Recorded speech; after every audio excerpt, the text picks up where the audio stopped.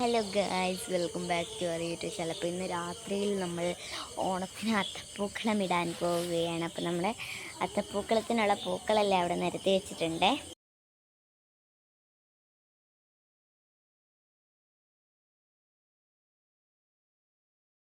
രാത്രി 11 മണിയാവാറായിരുന്നു. Last final look.